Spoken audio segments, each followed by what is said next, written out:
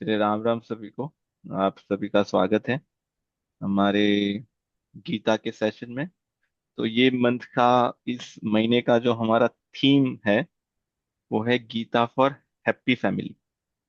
है ना, आप में से कई लोग पहले सेशन से थे और उसमें हमने चर्चा की कि हमारे जीवन जीने के लिए कौन सी चीजें हैं जो बहुत आवश्यक है ना, किस चीजों को हमें प्रायोरिटाइज करना चाहिए।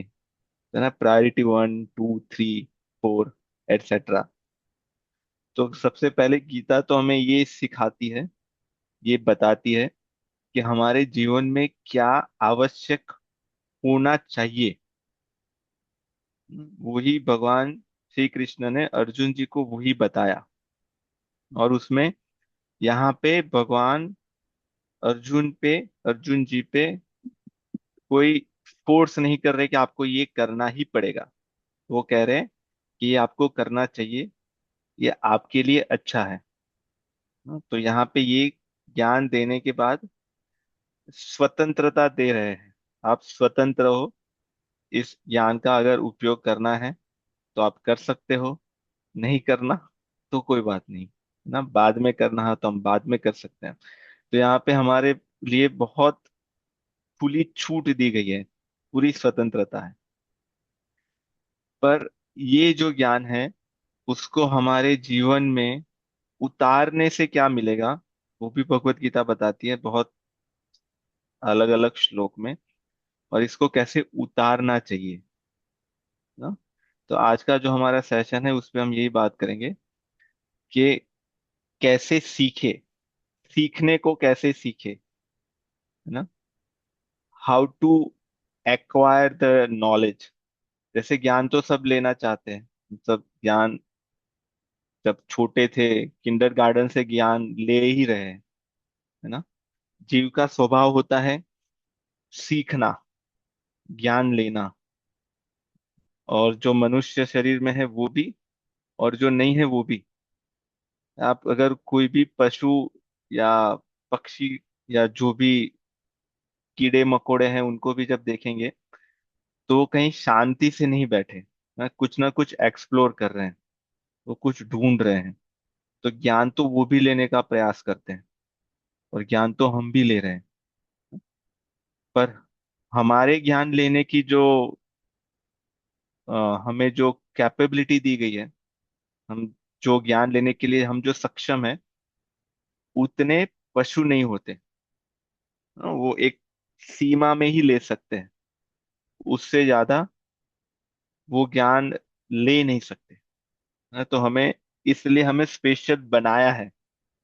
हम ज्ञान ले सकते हैं, ज्ञान दे सकते हैं, राइट। पर वो नहीं दे सकते। हाँ? कुछ मात्रा में ही दे सकते हैं। जैसे पशु होते हैं तो वो खाना सीखते हैं कि खाने को कैसे खाना चाहिए।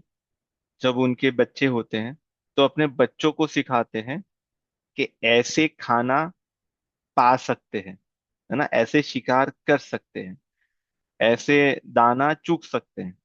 है ना, वो माँ, उनकी माँ उनको सिखाती है। फिर अगर कोई आपका शिकार करने के लिए आ रहा है तो आप अपने आप को ऐसे बचा सकते हैं। तो ऐसी कुछ चीजें, आहार कैसे लेना है ना, अपने आप को कैसे भय से कैसे मुक्त करना है, और अपनी रक्षा कैसे करनी है, कुछ चीजें वो सीख सीख सकते हैं, सिखा सकते हैं।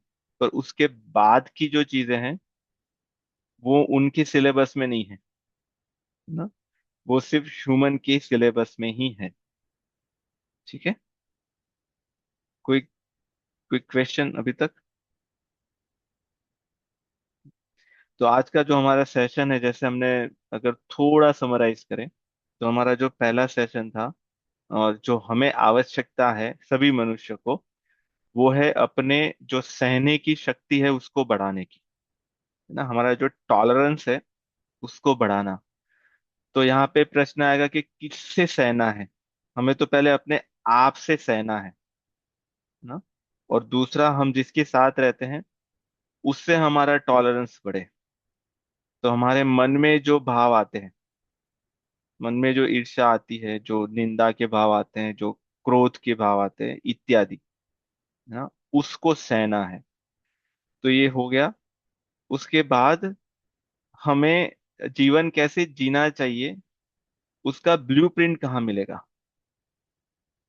हाँ, तो उसका ब्लूप्रिंट क्या है? क्या है उसका ब्लूप्रिंट? तस्मात् शास्त्रम प्रमाणन्ते, जी बताइए। शास्त्र। हाँ, हमारे स्क्रिप्चर्स, है ना, हमारे ग्रंथ, हमारे शास्त्र, वो हमें बताते हैं कि कार्य क्या है और अकार्य क्या है, ना, उसको व्यवस्थित ऑर्गेनाइज कैसे करना है, वो हमारे शास्त्र हमें बताते हैं। तो भगवान यहाँ पे 16वें अध्याय के 24वें श्लोक में, जो सबसे अंत वाला है, द लास्ट श्लोक ऑफ चैप्टर 16, उसमें ये बताते हैं कि शास्त्र में जो लिखा है उसको जानो और उसके प्रमाण, उसके हिसाब से तुम कर्म करो, वही तुम्हारे लिए कर्तव्य है। ठीक है, तो ये तो हो गया। पर क्या शास्त्र सब पढ़ सकते हैं?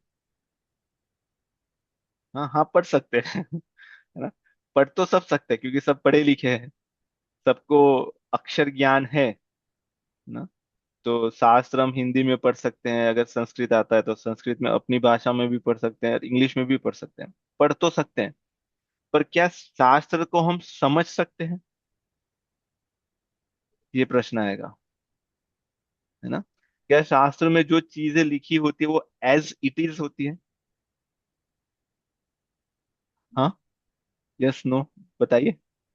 न, नहीं, वो उसके डिफरेंट डिफरेंट वो मीनिंग होते हैं कभी कभी। हाँ, है ना, कभी कभी नहीं, बहुत हर बार, है ना, और बहुत ही गूढ़ है वो।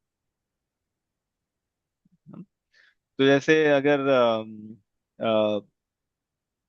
जैसे ये चौपाई सबने सुनी होगी, मंगल भवन अमंगल हारी, है ना, तो इस चौपाई के भी कितने अर्थ निकलते हैं।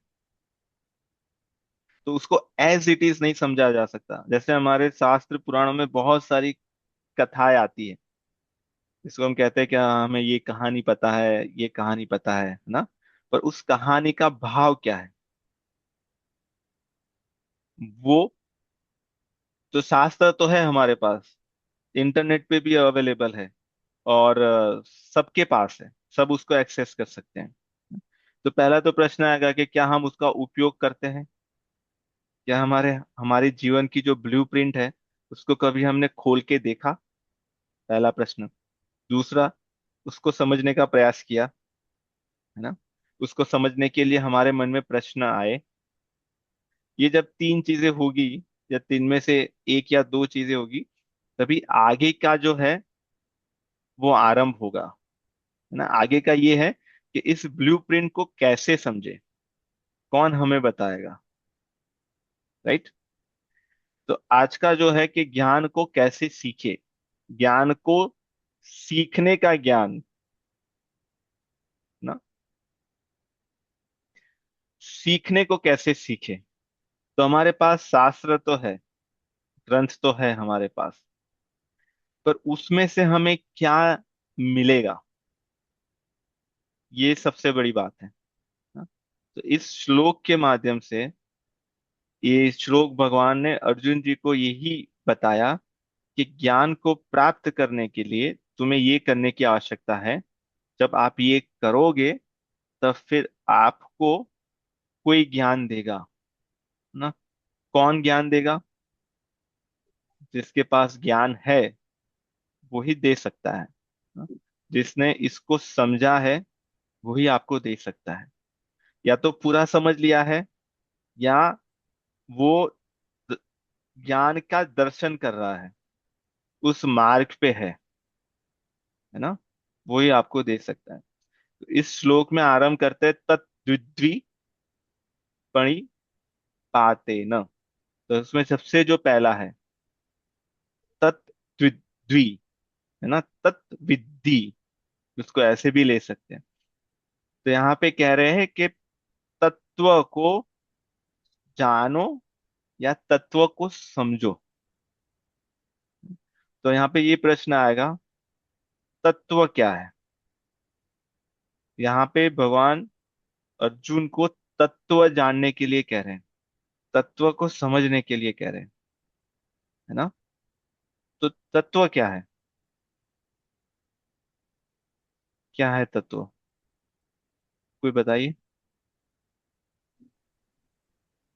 बताइए मोहिल भाई। भगवान भगवान के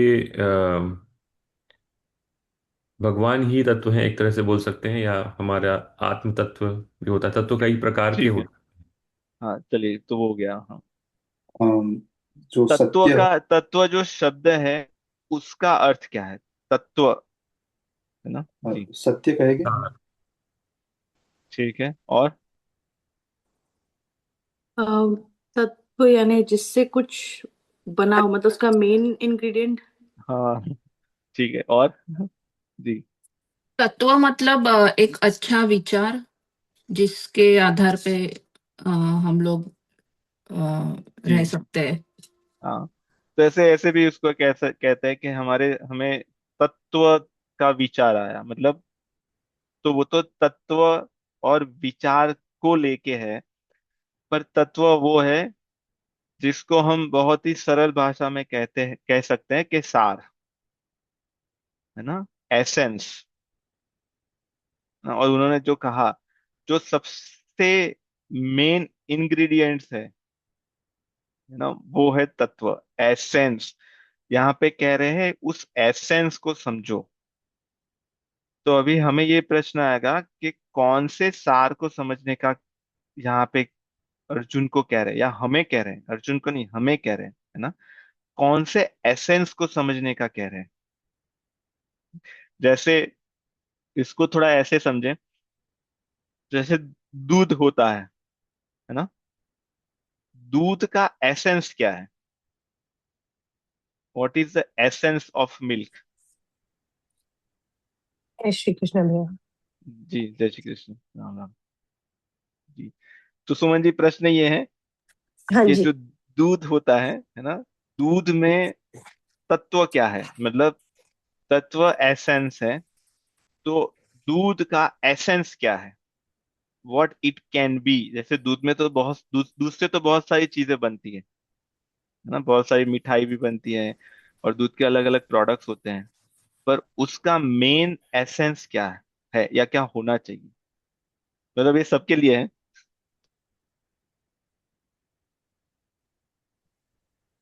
जो घी में होता है, घी फाइनल प्रोडक्ट निकलता है। फाइनल प्रोडक्ट पे पहुंच गया आप, है ना, घी। मतलब दूध घुल जाता है सभी में, आप जिसमें भी मिलाओगे मिल जाएगा। जी हाँ, तो जैसे दूध है, दूध में से पहले क्या बना सकते हैं हम, दूध में से बहुत चीजें बना सकते हैं, जैसे दही दूध में से ही बनता है ना, हम्म, छाछ वहां से बनती है, पनीर वहां से बनता है, चीज वहां से बनती है, और मिठाई। हाँ मिठाई वहां से बनती है, चाय वहां से बनती है, पर ये और घी भी दूध में से बनता है। पर ये दूध की जितनी भी प्रोडक्ट्स बनी, उसमें से सबसे महत्वपूर्ण क्या है ना। मुझे लगता है जब दूध से, मतलब दूध को या तो उसको उबाल के या मतलब मक्खन जमा के जब जो आखिरी में घी निकाला जाएगा उसको मथ के, जो जी कहते हैं ना कि जब आप ठोकर खा खा के और निखर जाते हैं तो वो हाँ, भी मक्खन रह गया तो दूध में से मक्खन भी निकलता है ना, मक्खन, और हाँ जी। मक्खन के बाद फिर घी निकलता घी निकलता है। ना। तो दूध का जो सार है वो घी है ना, दूध का सार है, मक्खन है। इसलिए भगवान श्री कृष्ण को मक्खन बहुत पसंद है ना, वो मक्खन चुराते हैं, क्योंकि वो सार को ग्रहण करते हैं, वो तत्व को ग्रहण करते हैं। वो जो उनकी जो कथाएं हैं, वो ऐसे ही नहीं कि बहुत मस्ती करने वाले हैं, बहुत ही शैतानी करते हैं, और जो जहाँ पे मक्खन की मटकियां होती है वो तोड़ देते हैं ना, उसके पीछे का जो सीक्रेट है गुह्य, क्योंकि उनको तत्व को ग्रहण करते हैं, है ना। तो जो मक्खन है, अगर भागवत महापुराण की दृष्टि से देखें, तो जो मक्खन है वो उनके जो भक्त हैं उनका हृदय है ना। पर वो जब हृदय जब मक्खन बनेगा, कोमल बनेगा, तभी उसको चुराएंगे, है ना। उनको पनीर में कोई रुचि नहीं है, उनको चीज में कोई रुचि नहीं है ना। और दूसरी जो चीज है उसमें उतनी रुचि नहीं है जितनी रुचि मक्खन में है। मक्खन स्वयं भी चुराते हैं, खाते हैं, और अपने मित्रों को भी बुलाते हैं, सबको बुला के खिलाते हैं, है ना। तो जो दूध का जो सार है, दूध का जो एसेंस है, वो मक्खन या घी है। ऐसे यहाँ पे कह रहे तत्व को समझो, तत्व को जानो। तो हमारे जीवन का एसेंस क्या है ना, हम जो कार्य करते हैं, जॉब करते हैं, उसका एसेंस क्या है, क्या होना चाहिए, हमारे जो संबंध है एक दूसरे से, उसमें तत्वतः चीजें क्या है, उसका एसेंस क्या है, ये पूरा जो एग्जिस्टेंस है उसका एसेंस क्या है ना। वो एसेंस को समझने के लिए कह रहे हैं, क्योंकि जब हम एसेंस को समझ जाएंगे, तत्व को समझ जाएंगे, तो जो दूसरी जो चीजें हैं उसके ऊपर ऊपर की, आसपास की, वो या तो इतनी आवश्यक नहीं रहेगी, या तो वो बहुत अच्छे से समझ में आ जाएगी, है ना। जैसे इन्होंने कहा मेन इंग्रेडिएंट्स ना, ये डीएनए है, तत्व डीएनए है जिससे सब कुछ बना है। तो तत्व को समझने के लिए कह रहे हैं, त्वत विद्धि, उसको समझो, है ना। सपन जी आप कुछ कह रहे थे, ये आपका हो गया? ना हो गया। ठीक है ना। तो तत्व को समझने के लिए, अभी इसको सीखने के लिए, समझने के लिए जो आगे की जो प्रक्रिया वो कहते हैं, उसके लिए हमें प्रणिपातेन होना पड़ेगा, है ना। प्रणिपातेन। और उसके बाद हमें तीन चीजें करने के लिए कह रहे हैं, एक तो प्रणिपातेन, दूसरा परिप्रश्नेन, और तीसरा सेवया, है ना। तो प्रणिपातेन क्या होता है, परिप्रश्नेन क्या होता है, और सेवया क्या होता है। तो प्रणिपातेन का अर्थ, एक तो सीधा अर्थ इसको ऐसे ले ले सकते हैं कि साष्टांग दंडवत प्रणाम करना, या तो प्रणाम करना, या तो दंडवत प्रणाम करना, है ना। पर प्रणाम का अर्थ क्या है ना। प्रणाम जब करते हैं तब क्या करते हैं हम? जी बताइए सुपन जी। अम, अहंकार छोड़कर झुकना। हाँ, प्रणाम का अर्थ है झुकना ना। कैसे भी प्रणाम करेंगे, थोड़ा तो झुकना आएगा ही इसमें। या तो दंडवत प्रणाम करेंगे, या तो पंचांग प्रणाम करेंगे, या तो ऐसे प्रणाम करेंगे, है ना, खड़े खड़े, या तो ऐसे प्रणाम करेंगे, पर उसमें हमारा जो मस्तिष्क है वो झुकेगा, है ना। उसका अर्थ क्या है? हाँ, यहाँ पे ये नहीं कि जैसे मंदिर में गए और प्रणाम कर दिया और फिर हमें तत्व का जो ज्ञान है वो हमें प्राप्त हो जाएगा, है ना। एक तो प्रणाम बाहर से होता है, दूसरा अंदर से होता है। तो जो बाहर से जो प्रणाम होता है उसका प्रभाव अंदर पड़ना चाहिए। तो यहाँ पे प्रणिपातेन का अर्थ, एक और अर्थ हम ये भी ले सकते हैं कि विनम्रता, है ना, विनय, विनम्र। तो कह रहे हैं कि अगर किसी को ज्ञान प्राप्त करना है तो उसके पास सबसे पहले क्या होना चाहिए? विनम्रता, है ना, विनय। और विनय कब आएगा? जी बताइए आप। जब हाँ जब अभिमान नहीं होगा, जब हम जी। हाँ वो उसको छोड़ देंगे, अपने घमंड जी को छोड़ देंगे। जी, जब घमंड अहंकार अभिमान नहीं होगा, ठीक है। तो अभिमान घमंड अहंकार कब नहीं होगा, है ना। जैसे हम कॉलेज से निकले और जैसे हमारी पहली जॉब लगी, और हमारे मैनेजर ने कहा कि अभी आप क्या बोलते हैं उसको, ऑन द जॉब ट्रेनिंग, है ना। ये आपके मेंटोर है और ये मेंटी है ना। ये मेंटोर आपको सिखाएंगे कि इस जॉब में क्या क्या करना है। तो उस समय पे हमें प्रणिपातेन रहना पड़ेगा, है ना। हम कहीं से भी पढ़ के आए हो, जैसे हम आईआईटी से पढ़ के आए, आईआईएम से पढ़ के आए, है ना, हम आईआईएम से पढ़ के आए जो सबसे बड़ी कॉलेज है दुनिया की, वहां से हम पढ़ के आए, पर हमारी पहली जॉब है। और हमें जो सिखाने वाले हैं, उन्होंने आईआईएम की डिग्री नहीं है उनके पास, आईआईटी की डिग्री नहीं है ना, वो कुछ सामान्य कॉलेज की उनकी डिग्री है, और उनके पास एक्सपीरियंस है ना। तभी भी हम प्रणिपातेन रहेंगे, विनम्र रहेंगे, है ना। हम अभिमान को उतने समय के लिए छोड़ देंगे, है ना। क्यों छोड़ देंगे? क्योंकि हमें कुछ नया सीखना है ना, तभी छोड़ेंगे। ऐसे हम ऐसे तो हमें अहंकार बहुत प्रिय है, जल्दी नहीं छोड़ते, है ना। पर जब हमें लगता है कि नहीं, ये जब हम सीखेंगे तो हमारा लाभ होगा, हमें बेनिफिट मिलेगा, है ना, हम अपने लाभ के लिए कुछ समय के लिए अपने अहंकार को छोड़ देते हैं और विनम्र हो जाते हैं ना। तो हम विनम्र कब होते हैं? जब हमें कुछ नया सीखना होता है, तब हमें लगता है कि या ये जो तत्व है या ये जो ज्ञान है बहुत आवश्यक है ना। तो जब ज्ञान का महत्व होता है, तब हम विनम्र होके प्रणिपाते न रह सकते हैं ना। तो हम विनम्र तो हो गए, प्रणिपाते न हो गए। अभी कह रहे परिप्रश्नेन, तो दो बातें कह रही है, परि और प्रश्नेन। तो विनम्र तो हो गए, पर वो कब बताएंगे, कब सिखाएंगे, कब, है ना, कब सिखाएंगे? जब हम पूछेंगे ना, जब हम प्रश्न करेंगे। यहाँ पे भी भगवान श्री कृष्ण ने कब कहना आरंभ किया? जब अर्जुन जी ने पूछा, है ना। उपनिषद की जो पूरी जो चर्चा है, वो आरंभ कब होती है? जब पूछते हैं, है ना, कि ये ऐसा क्यों है, ब्रह्म क्या है, माया क्या है, जीव क्या है, सृष्टि क्या है, अहंकार क्या है, मन क्या है। जब प्रश्न पूछते हैं, फिर उसके उत्तर में ज्ञान देते हैं, है ना। तो प्रश्न तो पूछ लिया, और कह रहे परी, ना, फॉलो अप क्वेश्चन, कि उन्होंने पूछा कि ब्रह्म क्या है, उन्होंने उत्तर दिया कि ब्रह्म ये है।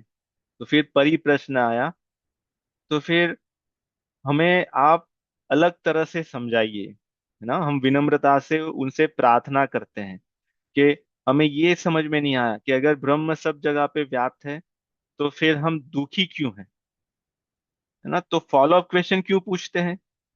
परिप्रश्न न पूछने के लिए यहाँ पे क्यों कहा है? क्यों कहा है यहाँ पे? बताइए सपन जी। क्लैरिटी आए, जो आपकी हाँ जिज्ञासा है, तो वो उसको बहुत आगे बढ़ के, मतलब आपको जानने की इच्छा है, वो आप चीजें पूछ सकोगे परिप्रश्न में। जी, है ना, क्लैरिटी के लिए। क्योंकि यहाँ पे जो उद्देश्य है भगवत गीता का, या भगवान का जो उद्देश्य है, वो सिर्फ इतना ही नहीं है कि हम कुछ चीजें जान लें, है ना। उनका उद्देश्य है कि हम बहुत अंदर तक घुसे, उसको तत्वतः जाने, उसके एसेंस को जाने। और उसको जानने के लिए परिप्रश्न करना बहुत आवश्यक है ना। तब चर्चाएं होगी। हमारे संस्कृति में चर्चाएं बहुत ही सामान्य, बहुत ही कॉमन थी। अभी भी कुछ लोग कर रहे होंगे, यहाँ पे भी हम वही करने का प्रयास करते हैं। पर अभी हमें ये देखने में आ रहा है, और ये देख के हम बहुत दुख भी होता है, कि पहले जो चर्चाएं करने का जो स्वभाव था, हमारा जो संवाद था, है ना, वो अभी विवाद में परिवर्तित हो गया है। हम न्यूज रूम में देखे या संसद में देखे या घरों में देखे, कहीं संवाद नहीं हो रहे, ना विवाद हो रहे हैं। तो अगर संवाद होते हैं, तो हम कुछ कंक्लूजन पे पहुंचते हैं, है ना, किसी सार पे पहुंचते हैं। जैसे हमने तो ये देखा है, और हम जैसे कहीं पे भी जाते हैं, हम देखते हैं कहीं गेट टुगेदर है, बहुत सारे लोग इकट्ठा हुए हैं, है ना। और उसमें ऐसे ज्यादातर ये देखने में आता है कि 4 लोगों का यहाँ पे ग्रुप है, 5 लोगों का वहाँ पे ग्रुप है, 6 लोग वहाँ पे कुछ डिस्कस कर रहे हैं। सबका टॉपिक अलग अलग होता है। वहाँ पे कुछ और टॉपिक चल रहा है, वहाँ पे कुछ और टॉपिक चल रहा है ना। हम कोई भी ग्रुप में जाके अगर आप वहाँ पे 15 20 25 30 मिनट्स भी रहेंगे, तो हमारा तो अनुभव ये है कि 30 मिनट के बाद सार निकल के नहीं आता है ना। बहुत बड़ी बड़ी बातें हो जाती है कि हमें ये करना चाहिए, ये बच्चों को लेके, पेरेंटिंग को लेके, ये सब सब अपने अपने ये सब बताते रहते हैं ना। पर वहां पे संवाद नहीं होता। इसलिए उस आधे घंटे का जो सेशन हमारा हुआ है ना, उसमें से तत्वतः हमें क्या लेना है, वो तत्वतः लेके हमें जीवन में कैसे उतारना है, वो नहीं मिलता, क्योंकि वहां पे संवाद नहीं हो रहा।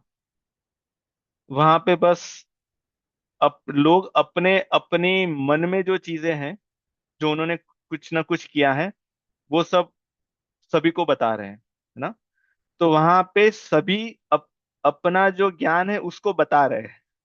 वहां पे बताने वाले सब है, सीखने वाला कोई नहीं।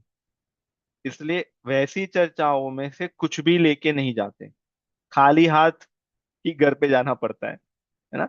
ऐसी चर्चाओं के भाग आप भी रहे होंगे या अभी भी रहे होंगे है ना। तो बहुत रियल एस्टेट की चर्चा, इन्वेस्टमेंट की चर्चा, वॉर, पॉलिटिक्स, आप सोच सकते हो इतने बड़े बड़े विषयों पे चर्चा होती है, पर अंत में क्या मिलता है ना, कुछ नहीं। हम विकिपीडिया बन सकते हैं उससे, हमें सब पता चलता है कि यहाँ पे ये चल रहा है, वहां पे ये चल रहा है। एनसाइक्लोपीडिया बन सकते हैं है ना, पर जो विकिपीडिया और एनसाइक्लोपीडिया में है वो ज्ञान नहीं है ना, वो इंफॉर्मेशन है। तो इंफॉर्मेशन और नॉलेज, उनमें अंतर है, राइट, है ना। बहुत बड़ा अंतर है। इंफॉर्मेशन हो सकती है हमारे पास, और होती है आजकल लोगों के पास। इंफॉर्मेशन टेक्नोलॉजी का जमाना है, तो इंफॉर्मेशन सभी के पास है, पर ज्ञान नहीं है ना। तो ज्ञान केवल पढ़ के नहीं आएगा, ज्ञान आएगा चर्चा करके, ज्ञान आएगा संवाद करके ना, ज्ञान आएगा शास्त्रार्थ करके। इसलिए पहले शास्त्रार्थ होते थे, आज तो वो भी सब कुछ बंद ही हो गया है ना। सिर्फ शास्त्रार्थ के नाम पे या संवाद के नाम पे कुछ पॉडकास्ट होते हैं, और उसमें भी जो प्रश्न होते हैं वो पहले से निश्चित होते हैं कि यहाँ ये यही प्रश्न पूछेंगे, मैं यही उत्तर दूंगा है ना। तो फिर वो संवाद नहीं हुआ, वो तो इंटरव्यू हुआ। इंटरव्यू में फिक्स क्वेश्चन होते हैं और फिक्स उत्तर होते हैं उसके। संवाद में वो होता है जो ऑन द फ्लाई होता है। जी सपन जी।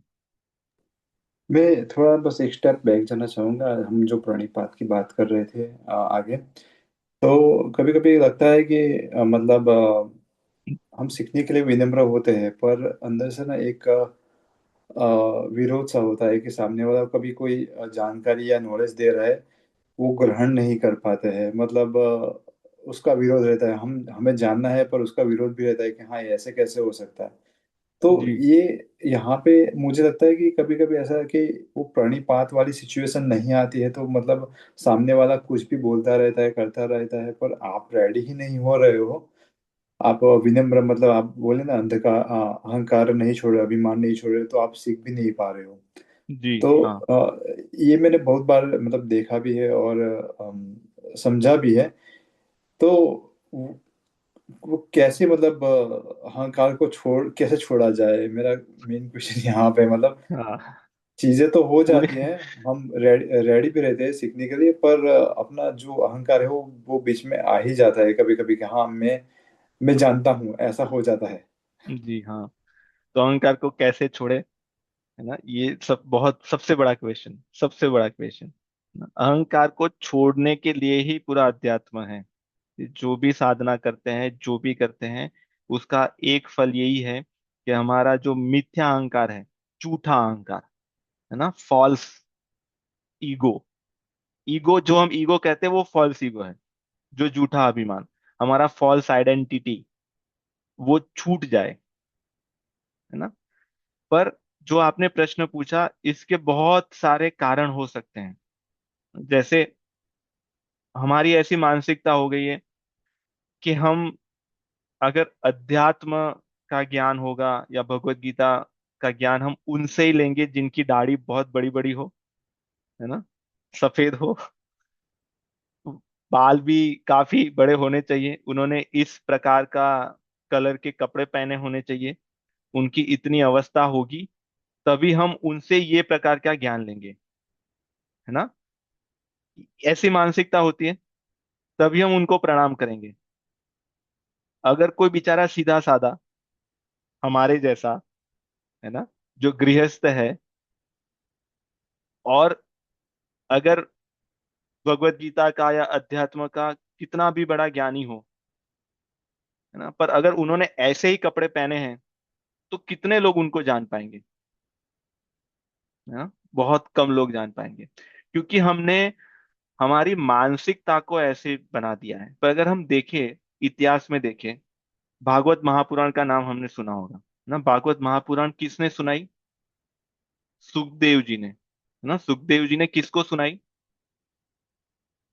किसको सुनाई? परीक्षित परीक्षित परीक्षित जी को, है ना।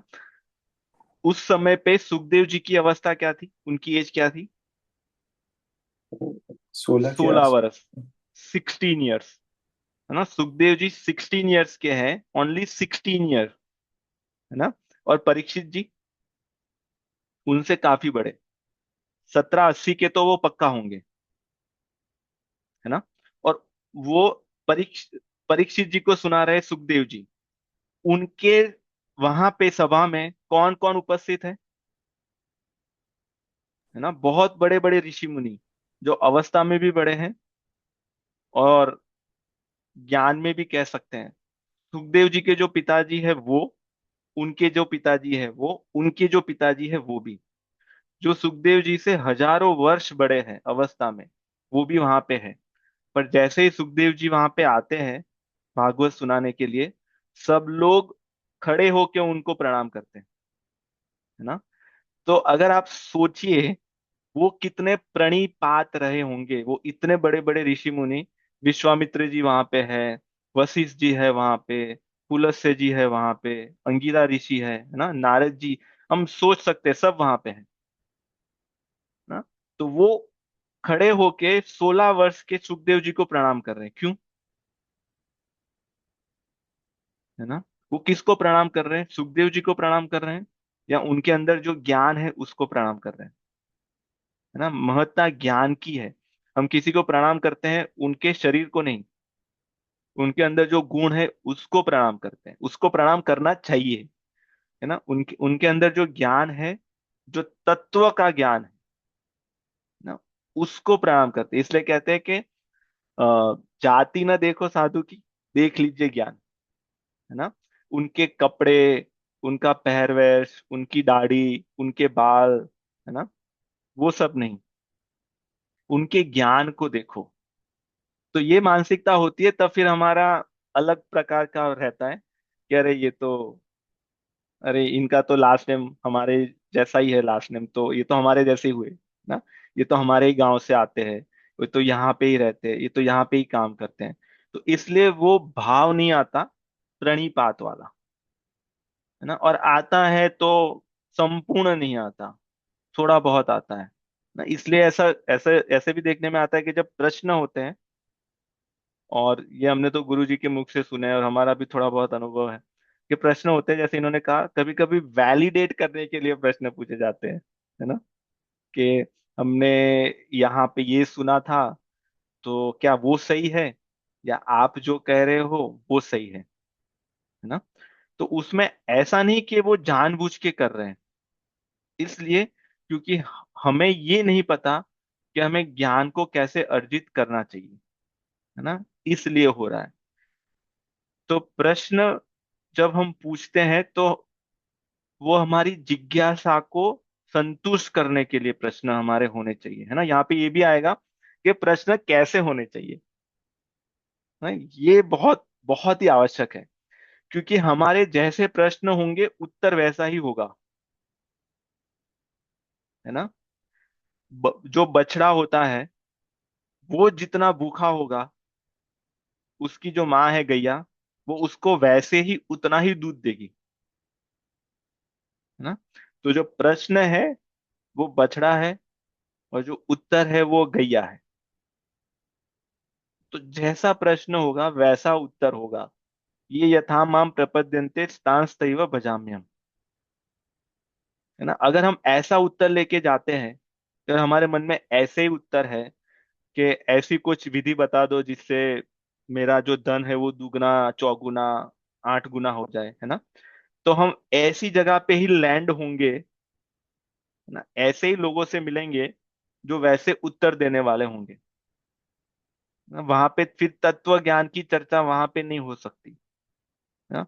वहां पे आपको ऐसे कुछ मंत्र दिए जाएंगे या ऐसे कुछ यंत्र दिए जाएंगे जो आप आपके घर पे यहाँ पे रख दो, वहां पे रख दो, है ना। तो अगर हमारे प्रश्न वैसे रहे तो फिर उत्तर देने वाले भी वैसे मिलेंगे। हाँ, ये आपने या तो अनुभव किया होगा या आपने ये देखा होगा, है ना। और ऐसे प्रश्न बहुत होते हैं कि भाई हमारे प्रमोशन का लिए कुछ कर दो, या फिर हमारा ले ऑफ ना हो, या फिर हमारा ग्रीन कार्ड जल्दी आ जाए, इत्यादि इत्यादि, है ना। महाराज जी उसके लिए आप कुछ बता दीजिए, या हमारा हाथ देख लीजिए, या हमारी कुंडली देख लीजिए, इत्यादि चीजें, है ना। और इसी को ही कुछ लोग अध्यात्म मान लेते हैं, है ना। ये यहाँ पे ऐसा कुछ नहीं बताया, है ना। भगवत गीता में अगर हम पूरा पढ़ेंगे या रामचरितमानस में पढ़ेंगे, कहीं पे ऐसा कुछ भी नहीं आ रहा कि हमें इनके पास जाना चाहिए क्योंकि फिर हमारी कुंडली देख लेंगे, हमारा माथा देख के बता देंगे, है ना। ऐसी कोई बात नहीं है, वो तत्व नहीं है, वो एसेंस नहीं है वो जीवन का। क्योंकि अगर किसी ने देख भी लिया तो वो क्या कर पाएगा, ना? कोई उसको बदल तो नहीं सकता।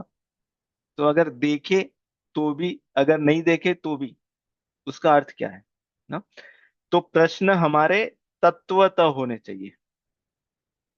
कुछ लोगों के ऐसे भी प्रश्न होते हैं ऐसे, ठीक है, अच्छे प्रश्न हैं। जैसे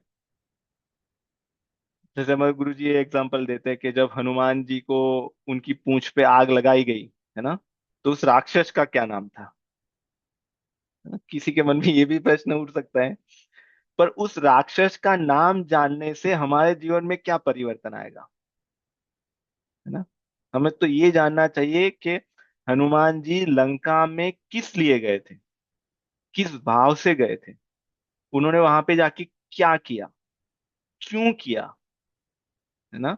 वो जिनसे मिले उनसे उन्होंने क्या बात की, विभीषण जी को उन्होंने क्या ज्ञान दिया, वो हमारे लिए क्या काम का है। ये तत्वतः प्रश्न हुए, ये परिप्रश्न हुआ, है ना। नहीं तो हम, जो चिड़िया है उसकी आंख को छोड़ के सब कुछ दिख रहा है हमें, सिर्फ आंख नहीं दिख रही, है ना। जो आंख है वही तत्व है।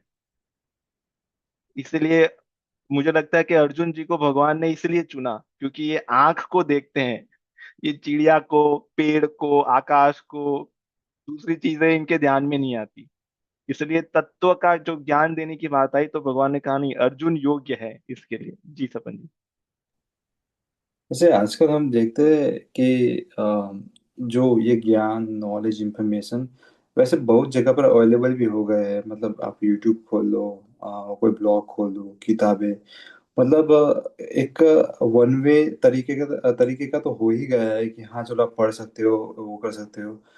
पर जी। कभी कभी मतलब मेरा क्वेश्चन वो वैलिडेशन से लेकर भी आता है, क्योंकि लोग वैलिडेशन इसलिए भी ढूंढते हैं कि हाँ कोई मतलब इसको वैलिडेट करे तो मैं आगे बढ़ सकता हूँ कि हाँ चलो ये सही बोल रहे हैं, क्योंकि 5 जगह पे ऐसा लिखा हुआ है। तो ये वैलिडेशन क्या अच्छी बात है कि बुरी बात है? तो फिर इस ऐसे देखा जाए तो हाँ, वैलिडेशन को हम जिज्ञासा के रूप में देख सकते हैं कि जैसे हमने 5 जगह पे ये पढ़ा, इससे हम भ्रमित हैं, है ना, इससे हमारे मन में डाउट्स आ रहे हैं। हाँ, मतलब हम बहुत ही निर्मल मन से पूछ रहे हैं, this is a genuine question. तो अभी आप कृपा करके बताइए कि इसमें से कौन सी चीज हमारे लिए ठीक है ना। हम किसी को रिजेक्ट नहीं कर रहे हैं, हमारे लिए इसमें से कौन सी काम की चीज है, फिर वो हमें कुछ चीजें बताएंगे। ठीक है, उन्होंने बताया, अगर हमें संतुष्टि नहीं हुई तो हमें पूछना चाहिए, इसलिए यहाँ पे कह रहे हैं परिप्रश्न है। जब तक संतुष्टि ना हो तब तक हमें पूछना चाहिए, है ना। जो संशय है हमारे, संशय को वहां, संशय का निराकरण तुरंत करवाना चाहिए। ना। इसलिए गुरु शिष्य परंपरा इसीलिए थी कि हमारे संशय ना बने रहे। अगर हम कहीं गए और हमने उनको प्रश्न पूछा, उन्होंने कुछ उत्तर दिया, तभी भी हमारे मन में संशय है और हमने परिप्रश्न नहीं किया, तो वो संशय बना रहेगा। अभी पहले हम 5 चीजें लेके जा ढो रहे थे, अब अभी हमारे पास 6 चीजें हो गई, है ना। और संशय तो वैसा का वैसा ही रहा। तो और फिर हम किसी और के पास जाएंगे, उनको कुछ पूछेंगे, वो हमें कुछ उत्तर देंगे, और अगर वहां पे भी संशय का निराकरण हम नहीं करवा पाए, तो अभी हमारे साथ पास 7 चीजें हो गई, है ना। ये हमारा बढ़ता गया। तो ये हम क्वेश्चन हमारे बढ़ते जा रहे हैं, पर हमारे संशय का निराकरण नहीं हो रहा ना। इसीलिए अगर इस श्लोक को हम समझेंगे, तो हमारे लिए आवश्यक हमारे प्रश्न है ना। हमारे लिए आवश्यक ये नहीं है कि हमें सपन जी से उसके उत्तर मिल रहे हैं या फिर सुमन जी से मिल रहे हैं, है ना। हमारे प्रश्नों का निराकरण होना चाहिए। अगर मुझे प्यास लगी है, मुझे सपन जी उनके पास जल है, शुद्ध जल, जैसा जल मुझे चाहिए जिससे मेरी प्यास बुझ सकती है, वैसा जल अगर सपन जी के पास है और यहाँ पे मृत्युंजय जी के पास है ना, तो जो भी आके मुझे पिला देगा, मुझे तो पानी से मतलब है ना, मुझे तो शुद्ध जल से मतलब है। ऐसा थोड़ी ना सपन जी पिलाएंगे तो मैं नहीं पीऊंगा, मैं तो मृत्युंजय जी की प्रतीक्षा करूंगा, है ना। इससे फिर क्या होगा, इससे मैं प्यासा ही रहूंगा। और उनको थोड़ी ना पता चलेगा मृत्युंजय जी को कि मैं प्यासा हूँ। वो थोड़ी ना आएंगे, उनको थोड़ी ना सपना आएगा ना। इसको इसलिए बहुत बार लोग ऐसा कहते हैं कि कृष्णम वंदे जगत गुरु, है ना। मैं कृष्ण को ही गुरु मानता हूँ, ठीक है, वो सबके गुरु है। यहाँ पे अर्थ है जगत गुरु का अर्थ वो गुरुओं के भी गुरु है। पर हमारे मन में जब प्रश्न उठा, तो क्या कृष्ण भगवान आके हमारे प्रश्नों का उत्तर देंगे, है ना। नहीं देंगे उत्तर। उसके लिए हमें तो पहले अर्जुन जैसा बनना पड़ेगा। तो अर्जुन जैसे बनने के लिए भी हमें गुरु की आवश्यकता पड़ेगी। जैसे अगर हम ऐसा कहे कि नहीं, कोई सबसे बड़े संत का नाम दीजिए आप। हाँ, आप ही दीजिए मंगल भवन जी। कोई जो इतिहास में हो गए वो सबसे बड़े संत, जिनको जो भी आपको लगे। शंकराचार्य जी। शंकराचार्य जी, है ना, जगत गुरु शंकराचार्य जी, है ना, जो हो गए 16वीं सदी में या 15वीं सदी में। तो कोई कहेगा कि मैं शंकराचार्य जी को अपना गुरु मानता हूँ। हाँ? तो चलो, अच्छी बात है कि आपने शंकराचार्य जी को गुरु मान लिया, पर आपके मन में अभी जो प्रश्न है, आप जब गुरु मान लिए, तो शंकराचार्य जी ने जो ज्ञान दिया है, उनकी जो वाणी है, उसका आप पठन कर पाओगे, है ना। उनकी जो टीका है वो आप पढ़ पाओगे। चलो, आपने पढ़ी, उसके बाद आपके मन में जो प्रश्न आए, पक्का आएंगे, आने चाहिए। अभी उसका उत्तर कौन देगा, वही परिप्रश्न नहीं कर पाएंगे हम है ना। उसको। परिप्रश्न नहीं कर पाएंगे तो फिर हम समझ कैसे पाएंगे। हमने पढ़ तो लिया, वन वे हो गया जैसे आपने कहा सपन जी, हमने पढ़ तो लिया, पर क्या शंकराचार्य जी आएंगे हमें वो करने के लिए, है ना। अगर हम शंकराचार्य जी की प्रतीक्षा करते रहे कि जब वो आएंगे तभी मैं प्रश्न पूछूंगा क्योंकि मैंने उनको गुरु मान मान रखा है ना, हम्म। तो क्या हमारे प्रश्नों का निराकरण, संशय का निराकरण कभी होगा, है ना। नहीं। तो दूसरा रास्ता ये है कि मैंने शंकराचार्य जी का पठन किया, है ना, भगवत गीता का पठन किया, भी पठन किया। उसके बाद मेरे परिमिति में, है ना, जहां पे मेरा एक्सेस है, जहां से मैं जिनको पूछ सकता हूं, अगर वैसे गुरु है जिनसे मैं बात कर सकता हूं, है ना, अगर ऐसे गुरु है जिनके 15 लाख, 20 लाख, 1 करोड़ फॉलोअर्स हैं, वो है ना, शरीर से प्रकट रूप में है, जैसे शंकराचार्य जी तो शरीर से नहीं है, पर एक ऐसे गुरु की बात करें कि जो है, जो संत है, पर उनके 1 लाख, 10 लाख शिष्य है। अभी हमारे मन में प्रश्न आया, तो क्या हम उनसे बात कर पाएंगे, है ना। उनसे बात नहीं कर पाएंगे, वो है, पर उनसे बात हमारी नहीं हो पाएगी। तो फिर हमारे प्रश्नों का क्या होगा, हमारे प्रश्न वैसे ही रहेंगे ना। तो और ये बात रहती है कि हमारा ये एक्सपेक्टेशन होता है कि जो हार्वर्ड के सबसे बड़े प्रोफेसर है वो ही मुझे पढ़ाएंगे, है ना। पर क्या हम वहां तक पहुंच सकते हैं? तो मेरे लिए टाइटल इंपॉर्टेंट नहीं है कि वो हार्वर्ड के प्रोफेसर है वो ही मुझे पढ़ाए। मेरे लिए ज्ञान इंपॉर्टेंट है। अगर जो ज्ञान हार्वर्ड के प्रोफेसर के पास है वही ज्ञान मेरी जो लोकल यूनिवर्सिटी या कॉलेज होगी उनके प्रोफेसर के पास होगा, तो फिर क्या समस्या है ना। क्योंकि मुझे ज्ञान चाहिए, मुझे कौन पढ़ा रहा है ना। मैंने उनके साथ फोटो ले लिया और फिर मैंने टाइटल में डाल दिया, है ना, उसके लिए मैं ज्ञान नहीं ले रहा हूँ। मैं ज्ञान ले रहा हूँ अपने जीवन को समझने के लिए। तो ये ज्यादातर लोगों को जो हमने देखा है उनका ये रहता है कि ये जो गुरु है ना, ये जो प्रोफेसर है सबसे बड़े, उन गुरु में कोई दिक्कत नहीं है। वो पहुंचे हुए हैं, उनके पास तत्व ज्ञान है। पर हम उन तक कैसे पहुंच पाएंगे ना। अगर हम वर्ष में 2-3 बार उनको फोन करके भी पूछ सके हमारे प्रश्नों का निराकरण, तो भी ठीक है। पर क्या वो भी संभव है ना? क्या अगर उनके 10 लाख शिष्य है तो क्या 10 लाख शिष्य उनको फोन करके पूछ सकते हैं, है ना? क्या वो प्रैक्टिकली फिजिबल है? तो जब हम ऐसे ही रहते हैं फिर हमारे प्रश्नों का निराकरण नहीं होता, है ना। फिर वो बात आगे नहीं बढ़ रही, है ना। इसलिए पहले की जो परंपरा थी उसमें जो गुरु थे होते थे वो इतने ही शिष्य करते थे जितने शिष्यों को वो संभाल सके और जितने शिष्यों का वो निराकरण कर सके संशय का, है ना। तो जो वन वे वाला जो मीडिया है वो बहुत थोड़ा डेंजरस है ना। क्योंकि वो कहना कुछ और चाहते हैं पर समझने वाले अपने हिसाब से समझ लिए, है ना। जैसे गुरु जी ने मन से कह दिया कि आप इस मार्ग पे रहो, आप सबका कल्याण हो जाएगा, है ना। इस सेंटेंस का कितना अर्थ हो सकता है?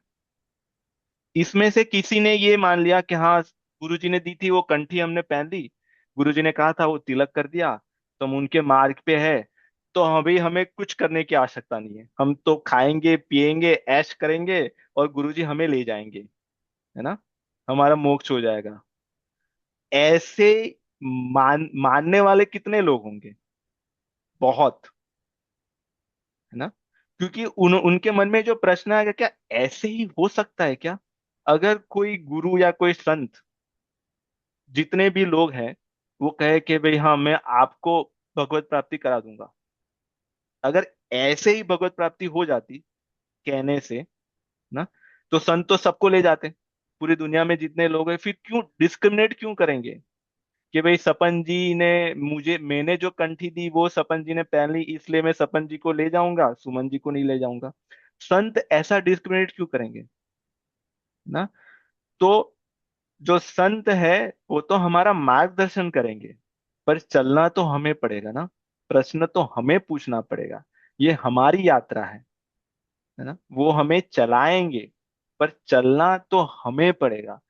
तो जब ये वन वे वाला जो आप कह रहे थे, वन टू मैनी, है ना, वन टू मैनी में जब वन वे होता है तब ये मिसअंडरस्टैंडिंग होने के बहुत चांसेस है, और ये होते ही है ना, कि हमारे गुरुजी ने कह दिया तो हमारा वहां पे सीट रिजर्व हो गया है ना, उस लोक में, और उन्होंने कह दिया तो हमारा हो जाएगा। अभी आपको क्या करना है? हमें कुछ नहीं करना क्योंकि उन्होंने कह दिया, है ना। हमें जो करना हम अपना मनमानी करेंगे, शास्त्रों का पालन नहीं करेंगे, और घर में भी हमारे जैसे रहना होगा वैसा रहेंगे, लोगों से कलह करते रहेंगे, निंदा करते रहेंगे, पर हमारा हो जाएगा, है ना। लॉजिकली भी ये बात बैठ समझ में नहीं आती, ये कैसे होगा, है ना, ये ऐसे नहीं होगा। तो इसलिए परिप्रश्न करना बहुत आवश्यक है ना। जी आप कुछ कह रहे हैं? जी मेरा इसी पे, जैसे सपन जी ने पूछा उसी पे एक दूसरा प्रश्न है कि जैसे हमने यूट्यूब और ये सब से छोड़ के हम एक फिजिकल गुरु के पास गए। अभी वहां पर भी जैसे प्रताप भानु का एक स्टोरी है रामचरितमानस में, कि वो गलत जी डीमन उसको जो है, मतलब एक राक्षस जो है वो ये बन जाता है गुरु बन के, और उससे कुछ गलत काम करवा देता है, उससे पतन हो जाता है उसका, और रावण बन जाता जी। है। जी। तो सही गुरु कैसे मिले? हाँ जी, हाँ, क्योंकि आज ये जो समय चल रहा है बहुत ही डुप्लीकेट समय चल रहा है ना। सारी चीजों का डुप्लीकेट बन रहा है, करेंसी से लेके गुरु तक, उसमें सब आ गए, है ना? सब कुछ फेक भी है ना? तो इसमें हमें ये देखना है कि करेंसी वाला ही देखे। अगर फेक नोट है तो उसका ओरिजिनल नोट होगा कि नहीं होगा, ना? अगर कोई $316 का नोट निकाले फेक, तो हम में से कोई लेगा? कितना भी ओरिजिनल बनाने का प्रयास करे उस पे, है ना? क्योंकि हमें पता चल जाएगा 316 का नोट होता ही नहीं है, हमें पता चल जाएगा। तो इसलिए वो कौन सा नोट निकालेंगे? $50 का निकालेंगे, 20 का निकालेंगे, 10 का निकालेंगे, है ना? तो अगर फेक है तो उसका ओरिजिनल पक्का ही होगा। फेक चल रहा है ओरिजिनल के प्रताप से। अगर 100 का डुप्लीकेट नोट चल रहा है, उसके चलाने के पीछे 100 का जो ओरिजिनल नोट है उसका प्रभाव है ना? तो अगर डुप्लीकेट है तो ओरिजिनल होगा, तो फिर हमें क्या करना है? ओरिजिनल को ढूंढना है ना? ऐसा नहीं कि फेक ही फेक होगा, ओरिजिनल होगा। तो ओरिजिनल ढूंढना है। अभी ओरिजिनल कैसे हमें मिलेंगे? सही संत हमें कैसे मिलेंगे, है ना? उसके बहुत सारे प्रमाण दिए गए हैं शास्त्रों में। उनके जो गुण दिए गए हैं भगवत गीता में भी है ना, उससे हमें पता चलेगा। उनके जो लक्षण है ना, उससे पता चलेगा। पर सबसे बड़ी बात, जहां पे भी हम जाएं, जिनको भी हमें लगे कि महापुरुष है, संत है ना, महाराज जी है या गुरु जी है, उनके पास बैठने से अगर सिर्फ वो तत्व की बातें करते हैं, आपके कल्याण की बात कर रहे हैं, है ना, आपका जीवन कैसे सुधरे उसकी बात कर रहे हैं, आपका कल्याण कैसे हो, आपके बच्चों का जीवन भगवान के मार्ग पे कैसे लगे, आपका जीवन भगवान के मार्ग पे कैसे लगे, अगर उनकी चर्चा का विषय यही है, तो फिर हमें पता चल जाएगा कि वो यहाँ वहां की बातें नहीं कर रहे हैं।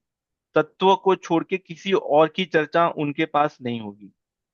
अगर आप लेके भी जाओगे कि अभी बहुत परेशानी है, क्या करें, सबका ले ऑफ हो रहा है, आप कुछ बता दीजिए, अगर उनका उत्तर ये निकलेगा कि आप भगवान का नाम लीजिए, है ना, आप शास्त्रों का पठन करिए, सत्संग करिए, और भगवान आपका सब कुछ कर देंगे, है ना, एक उत्तर ये हो सकता है।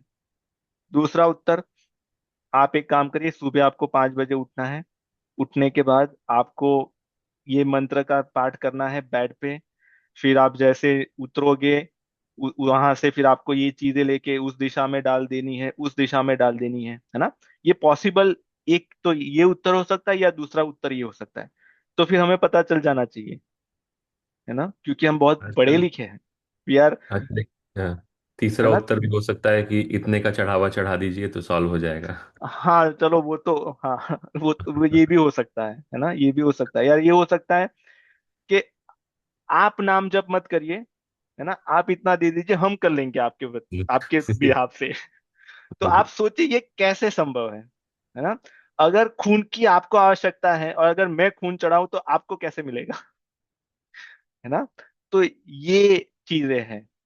पर जब हम हमारे लोभ में इतने मोहित होते हैं कि हमें ये ही पता नहीं चलता, इसमें बहुत पढ़े लिखे लोग आ जाते हैं ना, जो पीएचडी किए हुए लोग हैं, वो ये बातों में आ जाते हैं कि नहीं, हमने तो उनको दे दिया है, वो अपना कर रहे हैं, और हमें तो कुछ करने की आवश्यकता नहीं, है ना? ऐसे नहीं, तो ऐसे हमें पता चलेगा कि ये जिनसे हम ज्ञान लेने जा रहे हैं ना, वो सही में यहाँ पे कह रहे हैं ज्ञानी न तत्वदर्शिन, क्या वो तत्व का दर्शन करते हैं?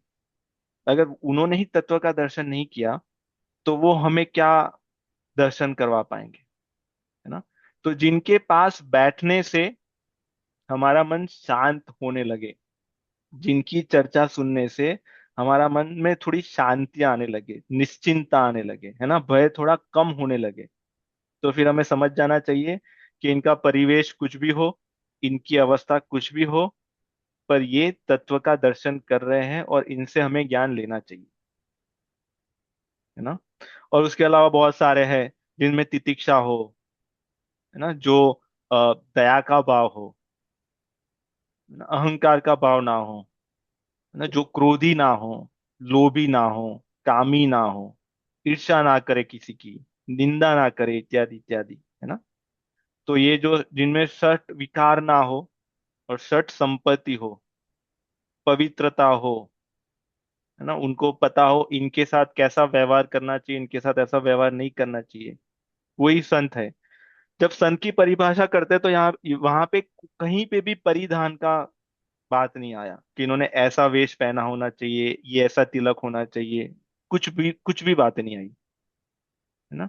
ऐसा नहीं कि वो आवश्यक नहीं है, वो आवश्यक है, पर वो कब काम में आएगी, जब अंदर वो बात होती है।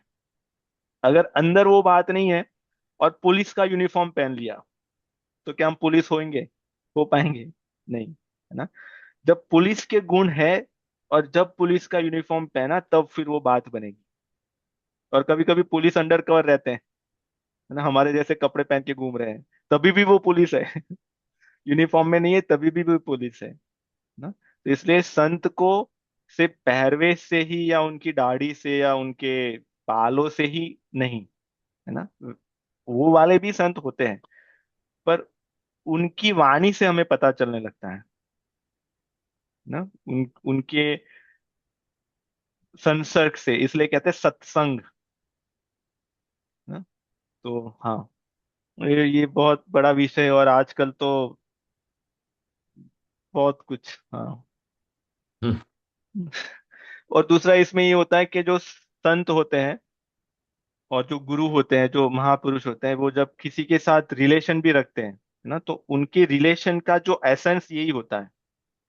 उनके पास भगवान को लेके कोई बातें नहीं होती। अगर वो अपने भाई से भी बात करते हैं तो भी वही उनकी चर्चा होती है। अपनी बच्चे से करते हैं या अपनी पत्नी से करते हैं तो उनकी चर्चा का विषय वही होता है। जो आपसे करेंगे वही उनके बच्चों के साथ करेंगे, है ना। वो किसी से भेदभाव नहीं करते, या ऐसा नहीं कि अभी घर में ऐसे रहते हैं, बाहर वैसे रहते हैं, है ना।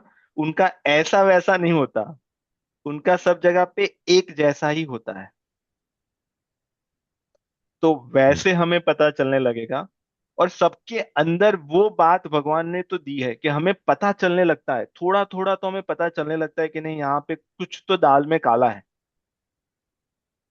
ना। हम सबके अंदर वो तो एक इंडिकेशन दिया ही है, सभी के अंदर। पर जब हमारा लोभ इतना बढ़ता है, फिर वो जो इंडिकेशन जो अंदर से आता है, जो भगवान ने इनबिल्ट दिया है, उस पे फिर हमारा ध्यान नहीं जाता, है ना। और जो अपनी बात ना करे, जो अपनी महत्ता की बात ना करे कि जब मैं तो ये कर लेता था और मैं इतने दिन साधना में बैठा रहा और फिर मुझे ये अनुभव हो गया, फिर मैंने ये कर लिया, मैंने वो कर लिया, है ना। जो दूसरे संतों के अनुभव बताए, अगर उन्होंने स्वयं ने भगवत प्राप्ति कर ली है, तो भी वो कभी ये नहीं बताएंगे कि हाँ मेरा हो गया और इसमें ये होता है। वो कभी अपने अनुभव नहीं बताएंगे, है ना। वो अपने गुरु के अनुभव बताएंगे और संतों के अनुभव बताएंगे, और जो भगवान के भक्त हो गए उनके अनुभव बताएंगे। जो ज्ञान देंगे वो अपना ज्ञान नहीं देंगे, है ना। उनका रेफरेंस पॉइंट शास्त्र होंगे, उनके उनके रेफरेंस पॉइंट जो संतों की वाणी है वो होंगे, है ना। अगर कोई ऐसा कहे कि मैंने एक बुक लिख दी है और वो अपनी ही बुक में से किसी को पढ़ाए, है ना, तो फिर वो येलो रेड फ्लैग है। हम्म। उन्होंने बुक लिखी है और उनकी बुक उनका कोई शिष्य, है ना, बाद में जाके फिर पढ़ाए, वो अलग बात है ना। हम्म। तो जैसे कबीर जी की वाणी हम सब लोग सुनते हैं, पर क्या कबीर जी जब थे प्रकट रूप में, क्या उन्होंने अपनी वाणी सबको जाके ऐसे बताई, सिखाई कि भाई देखो मैं कह रहा हूं, इसलिए पोथी पढ़ पढ़ जगमुआ पंडित बया न कोई, है ना, ढाई अक्षर राम का प्रेम का, पढ़े सो पंडित हुई, है ना। ये बाद में उनके जो शिष्य हुए वो फिर सबको सिखाते हैं, समझाते हैं, पर उन्होंने उस समय में उनके जो गुरु थे, उनका जो ज्ञान था रामानंदाचार्य जी, है ना, वो उन्होंने सब जगह पे प्रचार प्रसार किया। तो जो अपनी बड़ाई करता है फिर वो नहीं, है ना। वो नहीं हो सकता, क्योंकि फिर वो अहंकार है। हम्म। संत में कैसा अहंकार, गुरु में कैसा अहंकार? जिसमें अहंकार है तो फिर वो गुरु नहीं। तो ऐसे हम सोच सकते हैं, ऐसे हम समझ सकते हैं, है ना?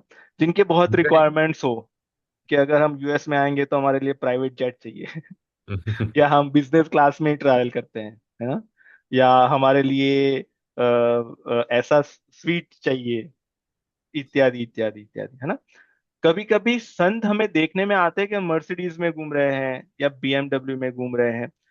वो ही देख के हमें कंक्लूजन पे नहीं पहुंचना चाहिए कि ये संत है या संत नहीं है ना? हो सकता है उन्होंने नहीं मंगवाई, कोई शिष्य आ गया उनको लेने के लिए, है ना? पर तब ये देखना चाहिए कि जब वो मर्सिडीज में बैठे थे और उनका जो भाव था, है ना, अभी उनको बस में जाना पड़ रहा है, तब उनका भाव क्या है? क्या वो चिढ़ गए कि अरे बस में ले जा रहे हो या ऑटो में ले जा रहे हो, है ना? तो जो सम भाव है दोनों में भी, मर्सिडीज में तो भी, वहां है तो भी, है ना, उनको ये मिल गया तो भी, वो मिल गया तो भी, तो जहाँ पे सम भाव है वही संत है। नहीं तो फिर वो नहीं, नहीं तो फिर हमारे जैसे हो गए अच्छी हम्म। अच्छा मिला तो याहू और नहीं मिला तो फिर डाउन हो गए, है ना? तो वो संत वैसे नहीं होते। मेरा एक और प्रश्न था इसमें, इसमें जैसे, और ये आई थिंक जो सपन जी ने बोला था उसके ऊपर भी है कि सेवा। सो यहाँ पे सेव्या जो वर्ड यूज हुआ है, तो जी हाँ। उन तत्वदर्शी संतों की सेवा भी करनी है। हाँ। तो जी। यहाँ पर सेवा के बारे में अगर आप कुछ बता सकें जी। कि गुरु जी। की। सेवा का एक तो हमारा ये प्रकट रूप में होता है कि हम उनको कुछ भोजन बना के खिला दे, है ना? या फिर उनके पैर दबाए, या उनके शरीर को लेके जो भी है, जैसे उनके कपड़े, उनको कपड़े दे, इत्यादि इत्यादि। तो एक तो ये भी सेवा का प्रकार हो गया, है ना? पर यहाँ पे जो कह रहे हैं, जो जो सच्चे गुरु होते हैं, वो कौन सी सेवा से सबसे ज्यादा प्रसन्न होते हैं, है ना? जब उनको मानने वाले, जो कहते हैं हम उनको मानते हैं, मानने का अर्थ क्या हुआ? जब हम कहते हैं हम कबीर जी को मानते हैं, अर्थ क्या हुआ? कबीर जी ने जो कहा है उस पे हम चलते हैं, उनके सिद्धांतों को पालन करते हैं, वो कबीर जी की सेवा हुई, है ना? हमारे गुरु जी ने जो हमें कहा है, उनके जो सिद्धांत है, उन्होंने जो ज्ञान दिया है ना, उनका जो उद्देश्य है उस पे हम चलते हैं, वही उनकी सेवा हुई। हम गुरु जी के बहुत पैर दबा रहे हैं, है ना, इतने पैर दबा रहे हैं कि वो उनको कहना पड़ता है कि भाई अभी छोड़ दे हमें पैर छोड़ दे, पर वो जो कह रहे हैं उन पे हम नहीं चल रहे। तो अगर सच्चे गुरु है तो क्या वो प्रसन्न होंगे?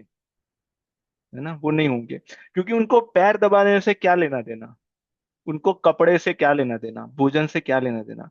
उनको सबसे प्रिय जो अपने उनको उनके जीवन में उनको जो सबसे प्रिय जो चीज है, वो है सिद्धांत, है ना, उनके सिद्धांत, उनका ज्ञान। अगर उस ज्ञान का पालन कोई कर रहा है, उस सिद्धांत का पालन कोई कर रहा है, तो वो उनके लिए सबसे प्रिय शिष्य है उनका, है ना? तो वो सेवा हो गई, है ना? और ये आपने जो प्रश्न पूछा बहुत ही प्रैक्टिकल है। हम ये देखते हैं कि वहां पे गए, उनको ये महाराज जी को ये दे दिया, महाराज जी को ये दे दिया, और फिर महाराज जी प्रसन्न हो गए, है ना? अगर सच्चे महाराज जी होंगे तो वो उससे प्रसन्न नहीं होंगे, क्योंकि उनको चीजें नहीं चाहिए, है ना? चीजें छोड़ने के लिए तो वो उस मार्ग पे आए हैं। अगर उनको उससे ही प्रसन्नता होती तो फिर इस मार्ग पे क्यों आए वो? उनको तब प्रसन्नता होती है कि हाँ, उन्होंने अपने आहार को सुधार दिया, अभी मैं बहुत प्रसन्न हूँ, है ना? उन्होंने अपने विहार को सुधार दिया, घूमने घामने की जो जगह थी, वो पहले ऐसी जगह पे जाते थे, अभी उन्होंने सुधार दिया, ना? अपने जीवन में उनके पास जो दोस्त थे, दोस्त को छोड़ दिया, गुण अपने जीवन में ला रहे हैं। तो ये जब देखते हैं तब उनको लगता है कि हाँ, हमारे ज्ञान जो सिद्धांत है उसका उपयोग कर रहे हैं, तब फिर वो प्रसन्न होते हैं, तब उनकी सेवा है, उनके जीवन के उद्देश्य को आगे ले जाना, है ना? जैसे अगर उनका जीवन का उद्देश्य ये है कि सभी के घर पे भगवान के संबंधित कुछ ना कुछ चीज हो, या तो भगवान का नाम हो या भगवान का ग्रंथ हो, है ना, घर घर राम, है ना? तो अगर उसमें अगर हम कुछ कर रहे हैं, है ना, प्रचार प्रसार कर रहे हैं, हमारा नहीं, गुरु का भी नहीं, हम भगवान का कर रहे हैं, उससे उनको प्रसन्नता होती है, मतलब सच्चे गुरु को उनसे प्रसन्नता होती है ना। तो ये सेवा है, यही यही वास्तविक सेवा है। और ज्यादातर ये देखने में आता है यही नहीं कर पाते, इसके अलावा सब कुछ करते हैं ना। गुरु जी क्या चाहिए, मर्सिडीज चाहिए, अरे ले लो, है ना। मर्सिडीज देना बहुत सामान्य बात है, और वो गुरु जी को चाहिए भी नहीं। उनको चाहिए आपके अंदर जो क्रोध है वो दे दो, है ना। क्रोध देना बहुत मुश्किल है, वो नहीं दे सकते, मर्सिडीज दे देंगे ना। उनको मर्सिडीज नहीं चाहिए, उनको आपका जो क्रोध है वो छोड़ दो, अहंकार छोड़ दो, है ना। तो ये सच्चे गुरु की, सच्चे शिष्य द्वारा सच्ची सेवा। ठीक है जी जी। सपन जी। जी गुरु जी, एक प्रश्न था। मतलब हमने शास्त्रों में, मतलब महाभारत में ही देखा है कि ऐसे जो कर्ण है और एकलव्य है, क्या वो मतलब उनकी योग्यता के अनुसार, मतलब वो जो गुरु का चयन, मतलब उनको तो सीखना था, उनको प्रश्न थे अपने, वो जो स्किल्स जो वो बढ़ाना चाह रहे थे, वो गुरु की खोज कर रहे थे, उनको गुरु नहीं मिले। जी तो एक ये प्रश्न हो गया, मतलब उसके लिए क्या योग्यता जरूरी है, मतलब सबके लिए एक्सेसिबल नहीं है क्या गुरु? जी दूसरा प्रश्न ये आता है कि मतलब मैं जो सोच रहा था कि मान लो कि कोई गुरु ने मतलब छोटे से स्टार्ट किया हो धीरे धीरे, और आगे जाते बहुत ही नाम फेम थोड़ा सा हो गया, पर उनका जो उद्देश्य था समाज का कल्याण के ऐसा करने में, मतलब उसके धीरे धीरे भी उन गुरु जी के धीरे धीरे शिष्य बढ़ने लगे। अब उनके लिए भी तो मुश्किल तो हो ही जाता है। तो वो वैसी परिस्थिति में मतलब देखे तो गुरु जी वैसे भी इनएक्सेसिबल हो जाते हैं, और लोगों को वैसा ही होता है कि हम हमें तो वही गुरु जी चाहिए, हम उनके पास जाना चाहते हैं, पर अब वो एक्सेप्ट नहीं कर रहे शिष्य। तो ऐसी स्थिति में क्या किया जाए? जी। तो आपका पहला प्रश्न, हम्म। तो जो कर्ण और एकलव्य की आपने जो बात की है ना, वो गुरुजी से सीखना चाहते थे ना। क्या सीखना चाहते थे, दो चीजें हैं।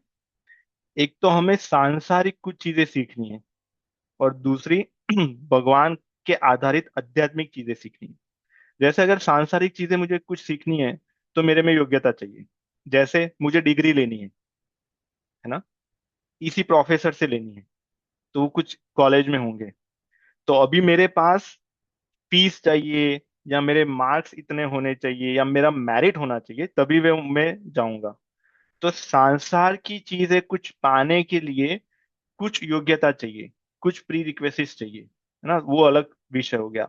पर अगर मुझे भगवान का ज्ञान लेना है, आध्यात्मिक ज्ञान लेना है, उसके लिए कोई योग्यता की आवश्यकता नहीं है ना। इसके लिए अगर आप देखें, श्री रामानंदाचार्य जी जो थे, है ना, जिसके संप्रदाय में रामानंदी संप्रदाय कहा जाता है, तो वो ब्राह्मण परिवार में थे, है ना। उनके शिष्य में अगर आप देखेंगे कबीरदास जी, उनका क्या था कुल, है ना। वो तो, लोग कहते हैं कि वो तो सनातनी भी नहीं थे, हिंदू भी नहीं थे, है ना। वो मुस्लिम और हिंदू। फिर जो रईदास जी थे, वो, है ना। तो कबीरदास जी, रईदास जी जो ब्राह्मण परिवार में से नहीं थे, वो वैश्य, शूद्र और जो भी आप देख सकते हो, सारे जाति वाले उनके शिष्य थे। पर उन्होंने क्यों शिष्य एक्सेप्ट किया, ग्रहण किया? क्योंकि उनको आध्यात्मिक ज्ञान चाहिए था ना। तो आध्यात्मिक ज्ञान पाने की कोई योग्यता नहीं होती, एक ही योग्यता होती है कि हमें चाहिए बस, भूख, है ना, व्याकुलता, कि हमें बस चाहिए। और जो दूसरा होता है सांसारिक ज्ञान प्राप्त करना है, तो उसके लिए फिर कुछ तो आपको, कुछ तो चाहिए, है ना। और दूसरा अगर इसमें और जाए, तो जो द्रोणाचार्य जी थे, है ना, वो एक अपने एग्रीमेंट में थे, कॉन्ट्रैक्ट था उनका हस्तिनापुर के साथ, कि भाई मैं आपके जो बच्चे हैं राजकुंवर है उनको ही पढ़ाऊंगा। तो फिर वो एकलव्य का एडमिशन नहीं कर सकते, है ना। तो वो उनका ये था। और जो कर्ण का भी था, जो परशुराम जी थे, है ना, परशुराम जी के पास वो सीखने गया, तो परशुराम जी का भी ऐसा ही था, उनका भी एक पहले से निश्चित था कि मैं ये जो विद्या है वो सब सांसारिक विद्या में आती है, धनुर्विद्या और वो सब, ये विद्या मैं इन लोगों को ही सिखाऊंगा, दूसरों को नहीं सिखाऊंगा। तो वो तो उनका अपना नियम था ना, वो अपना नियम को फॉलो करते थे, तो वो तो अलग हो गया। पर अगर उन्होंने ये कहा होता परशुराम जी के पास जाके कि मुझे अध्यात्म का ज्ञान दीजिए, तो परशुराम जी मना नहीं करते, है ना। तो वो एक हो गया। और दूसरा आप जो कह रहे हो कि जैसे कोई गुरु बहुत प्रख्यात हो गए, उनके बहुत शिष्य हो गए, और अभी वो गुरु जी के में भाव है कि मुझे सभी शिष्यों के प्रश्न सुनने हैं और मुझे सबका निराकरण करना है, पर इतने सारे शिष्य हो गए तो क्या करें, है ना। तो इसलिए अगर आप देखें पहले के गुरु क्या करते थे, जैसे रामानंदाचार्य जी का ही अगर बताएं तो उनके 12 प्रधान शिष्य हैं, है ना। जिसका वो पद भी है, आप लोगों ने अगर सुना होगा तो, कबीर दास जी, रविदास जी और नरहरिया दास जी और अनंतानंद जी, ऐसे 12 प्रधान शिष्य हैं। और उसके बाद कुछ और भी शिष्य हैं। पर उसके बाद उस समय पे जो महान व्यक्ति भी आते थे उनसे दीक्षा लेने के लिए, तो वो नहीं देते थे। वो कहते थे आप अनंतानंद जी से ले लीजिए, या कहते थे कबीरदास जी से ले लीजिए, है ना। तो उन्होंने जब देखा कि हमने अनंतानंद जी को इतना योग्य कर दिया है, हाँ, तो वो उनको कि मेरे में और अनंतानंद जी में कोई अंतर नहीं रहा अभी। तो मैं जो ज्ञान दे सकता हूँ या मैं आपके प्रश्नों का निराकरण कर सकता हूँ, वो अनंतानंद जी भी कर सकते हैं। तो उन्होंने कहा कि आप इनसे दीक्षा लीजिए, ना। तो इससे एक ये परंपरा है ना, ये गुरु शिष्य परंपरा ऐसे ही चलती रहे। और ये किस किस के लिए है, जिससे समाज का कल्याण हो। ऐसा नहीं कि फिर ये पूरे उत्तर प्रदेश में जितने भी लोग हैं सारे मेरे शिष्य बन गए, है ना, उसके लिए नहीं। और फिर जिससे फिर मेरा नाम आ जाए हिस्ट्री में कि सबसे ज्यादा फॉलोअर्स वाले ये, है ना, उसके लिए नहीं। उसका एक ही उद्देश्य है कि समाज का कल्याण हो, उसलिए ऐसी व्यवस्था हो कि इन्होंने इतने बना दिए। और उसके बाद फिर उन्होंने कहा कि अभी जो आएंगे तो फिर आप इनसे ले लीजिए, या आप इनको गुरु बना लीजिए, है ना। तो इसलिए पहले अगर देखें तो सारे जो पहले गुरु थे, और आज भी ऐसे बहुत सारे होंगे, कि वो सभी को दीक्षा नहीं देते, और सभी को ऐसे ही नहीं दे देते, है ना। वो देखते हैं कि ये सही में प्रणिपात, परिप्रश्नेन और सच्ची सेवा के योग्य है कि नहीं, है ना। जब उनको लगता है तब देते हैं, है ना। बहुत सालों के बाद देते हैं। जैसे हमारा अनुभव है कि हमने क्या क्या कहे पापड़ बेले, है ना, तो हमें तो 10 साल के बाद मिला, है ना। तो तब तक गुरु जी यहाँ पे ही थे और अभी भी यहाँ पे ही है। तो हमें हर वीकेंड में हम उनसे सत्संग करते थे, प्रश्न पूछते थे। आप सोचिए 10 वर्ष के बाद उन्होंने दिया। और मैं हम ही नहीं, हमारे साथ जो है उनको भी, है ना। तो तब तक, क्योंकि ये अलग संबंध होता है, वो सिर्फ वन वे नहीं है, टू वे है ना। शिष्य को भी लगना चाहिए कि ना हाँ यही गुरु है, और गुरु को भी लगना चाहिए कि नहीं यही शिष्य है, ना। तभी ये गुरु शिष्य का होता है। आजकल का तो अलग है कि जैसे फोन पे दे दिया, है ना, या फिर दूसरे व्हाट्सएप पे दे दिया, वो अलग है। पर जो हमारी पौराणिक परंपरा, जो पहले की परंपरा थी, ऐसी थी, हाँ। वो ऐसे ठोक ठोक के चेक करते थे कि हाँ सही में शिष्य बनने के योग्य अभी है कि नहीं, अभी और उसको पकाना पड़ेगा। तो वैसे ना। तो फिर जब ये करेंगे, प्रणिपात परिप्रश्नेन सेव्या, उसके बाद तब वो उपदेश देंगे, है ना। उपदेक्षन्ति ते ज्ञानम, उपदेश में क्या होगा, ये ज्ञान होगा। कौन सा ज्ञान, यही तत्व ज्ञान होगा, और यहाँ वहां की बातें नहीं होगी, है ना। और वो कौन देगा, जो जिन्होंने इस तत्व का दर्शन किया है, वही आपको ये ज्ञान दे पाएगा। इस ज्ञान को पाकर क्या होगा, इस ज्ञान को पाकर इसके बाद का जो श्लोक है, उसमें ये कह रहे हैं कि ये ज्ञान कौन प्राप्त नहीं कर सकता, है ना। इसमें से हमें ये भी मिलेगा कि इस ज्ञान की प्राप्ति से क्या होगा। इस ज्ञान की प्राप्ति से हमारे जीवन के जितने भी भ्रम है, कंफ्यूजन्स है, डाउट्स है, संशय है ना, उस सब का निराकरण हो जाएगा। सारे क्वेश्चंस हमारे सॉल्व हो जाएंगे, है ना। उसके बाद ऐसा नहीं क्वेश्चन नहीं रहेंगे, फिर अलग प्रकार के क्वेश्चन रहेंगे, फिर ऐसे क्वेश्चन रहेंगे।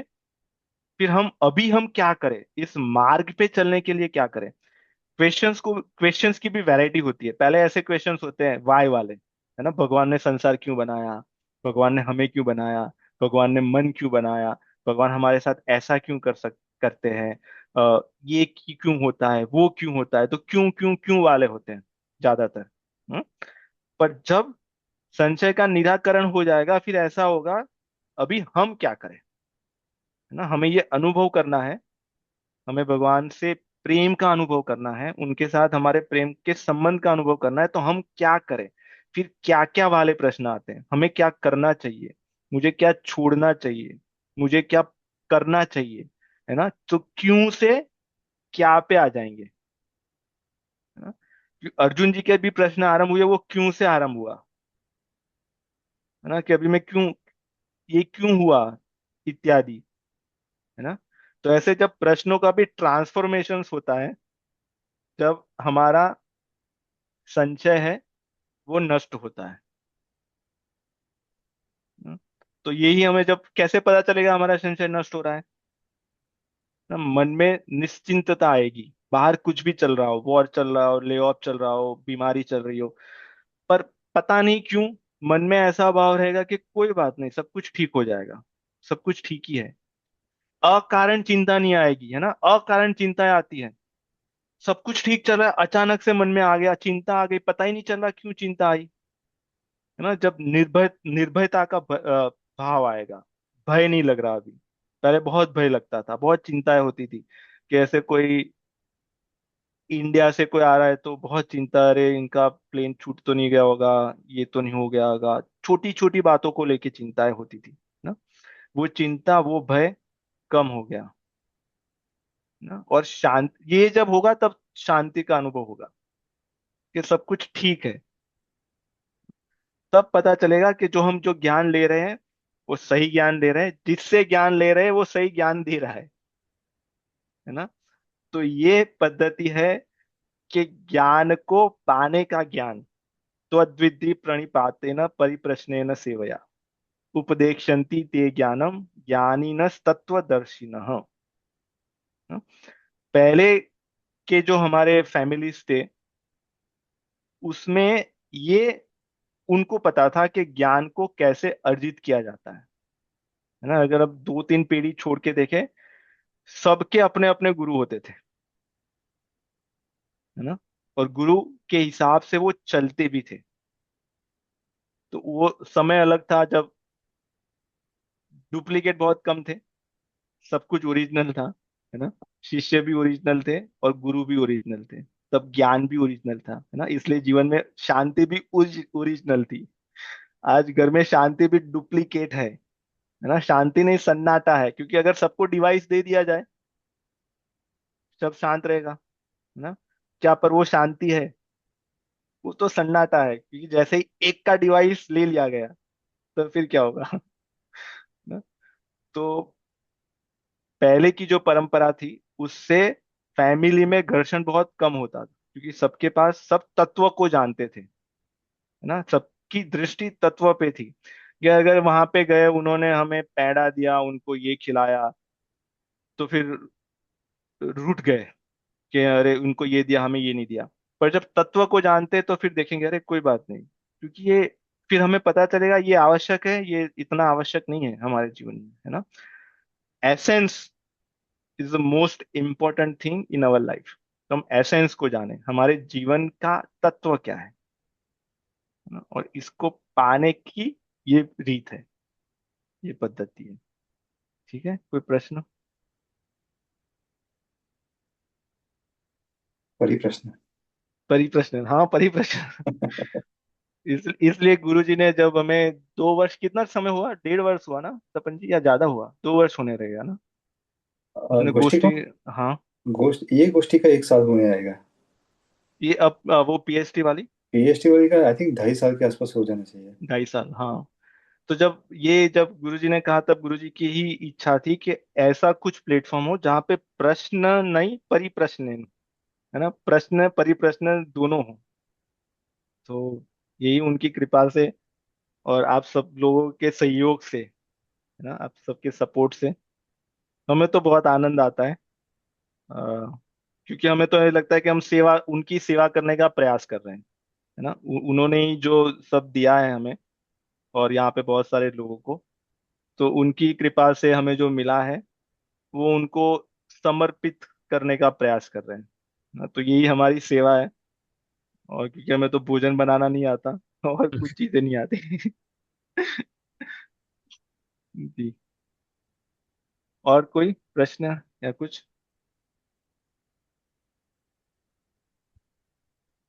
तो अभी आपने जो भय के बारे में बताया ना, तो एक मतलब पता नहीं ये रिलेटेड है कि नहीं, बट मुझे ऐसे जानना था कि थोड़ा बहुत तो भय ऐसे मन में रहता ही है लाइफ के बारे में, तो जी। वो ना रहे इसके लिए हम लोग कौन सा तत्व फॉलो कर सकते हैं, मतलब कुछ एक विचार ऐसे कि जो हाँ। जी। जिसके वजह से। जी। तो भय हमारा इसलिए होता है, भय हमें फ्यूचर को लेके होता है ना, भविष्य हम्म। को लेके कि भविष्य में क्या होगा ना? और उसमें हमारे पास जो वस्तुएं होती है उनको लेके होता है, या फिर हमारे पास जो व्यक्ति होते हैं उनको लेके होता है, या फिर हमारी परिस्थिति, अभी बहुत अच्छी परिस्थिति है ना, ये सब सेफ है और सुरक्षा यहाँ पे यूएस में अच्छी है, उस सभी को लेके तो हमें लगता है ये सब चला जाएगा तो, है ना। तो ऐसा देखा जाए तो भय जो है वो वास्तविक नहीं है, वो इमेजनरी है ना, वो इमेजनरी यहाँ पे है, मन उसको बता रहा है, ऐसे परछाई होती है ना। तो भय परछाई है जो मन में मन उसको क्रिएट करता है फ्यूचर को लेके, क्योंकि हमने इस वस्तु, व्यक्ति और परिस्थिति के साथ हमारा जो रिलेशन बनाया है ना, इस रिलेशन को जो हमने समझा है, उसके कारण ये परछाई उत्पन्न होती है। जब उस रिलेशन को तत्वतः जानेंगे तब फिर वो भय नहीं आएगा, या फिर वो भय कम हो जाएगा। इसलिए जो 16वें अध्याय में भगवान जब आरंभ करते हैं, देवी आसुरी संपदा विभाग योग, जो देवी व्यक्ति होते हैं, जो महापुरुष होते हैं, उनका सबसे पहला जब गुण कहते हैं तब कहते हैं अभयम।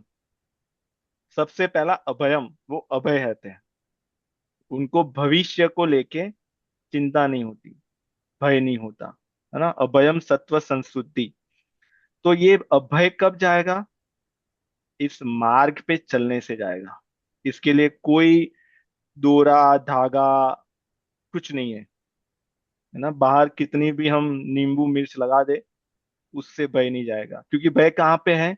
भय मन में है, बाहर हम्म। नहीं है। जो बाहर होगा उसका सॉल्यूशन हम बाहर से करेंगे, पर अगर जो मन में है उसका सॉल्यूशन तो हमें अंदर से करना पड़ेगा, है ना।